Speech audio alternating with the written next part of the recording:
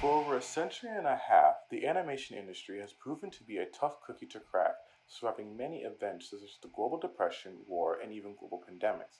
But I would like to regale you with this tale of resilience that is more recent, notably the 2008 recession and the 2019 global pandemic. Now hold on there, folks. I can't just tell you the story without some perspective on how the animation industry is today. Let's take a look. The animation industry's global market size is about $396 billion and is projected to grow to $528 billion by 2030. The average wage for an animator is $49 an hour, but $39 an hour here in Savannah, Georgia. 4,900 animators are currently employed in the United States, with declining numbers due to recent major layoffs.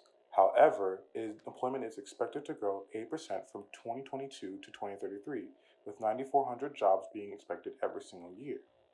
And it's required to have a bachelor's degree, but it is highly debatable, as some just enter in without one. And the largest studio in this industry is the Walt Disney Corporation. Now that you know a little bit about the animation industry, let's go back in time to the 2000s, an era most of us are fond of.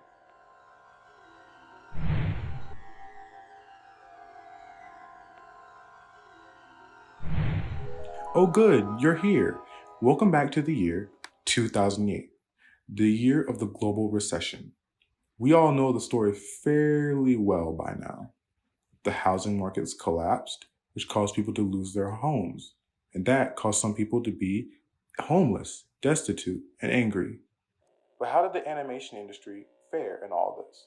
Well, for that answer, we'll need to look at the animation studios, or the firms. So let's talk about the effects that the animation industry has had on the recession. Reduced production budgets, layoffs and job losses, cancellations and delays, closures of small studios, reduction in production volume, and many more. The ones highlighted in red are the ones that affected the households the most. Now that we've discussed what affected the animation industry, let's see how the animation industry dealt with the recession. And it dealt with in a lot of ways. Let's see how the ways. That is a lot of ways.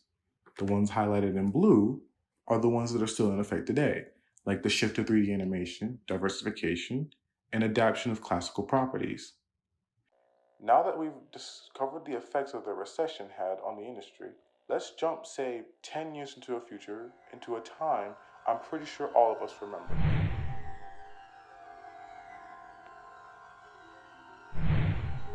Welcome back to 2019, or the beginning of the global COVID pandemic. We all know how this went down. The pandemic starts in Wuhan, China, and spreads all around the world, infecting over 500 million people. And as a result, the world shuts down and people have to stay inside and isolate themselves. So how was the animation industry affected by the pandemic? Well, surprisingly, and kind of obvious by now, the animation experienced a huge boom when other industries went bust, and was even crowned the king of the COVID era. Most people had to stay indoors, and animation was the only thing that kept them comfort.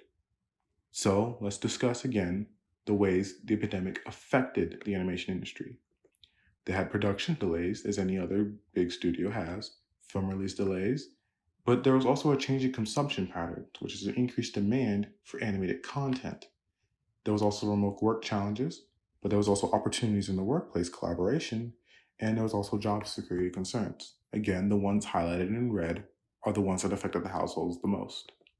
Now let's look at the ways the industry dealt with the pandemic. They had flexible production schedules. They were able to continue their projects weeks into the pandemic or into the lockdown. They also adapted to virtual production techniques. They had a lot of global collaboration, ironically.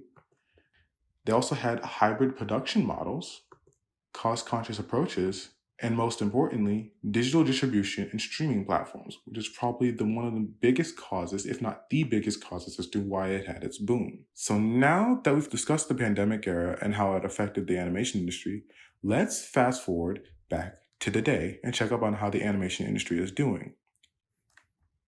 And unfortunately, even though the industry is still producing great profits and the creative economy is ever growing, animators are still getting the short end of the stick. Many animators have been laid off in recent years, as well as many shows being canceled, with Netflix canceling 11 and HBO Max canceling 39 shows. But like always, animation and its animators will pull through like they always do, which reminds me of a quote.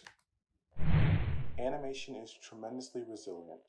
Animation will always recover as art always recovers. There's always a good cycle of good art. And with that, I take my leave.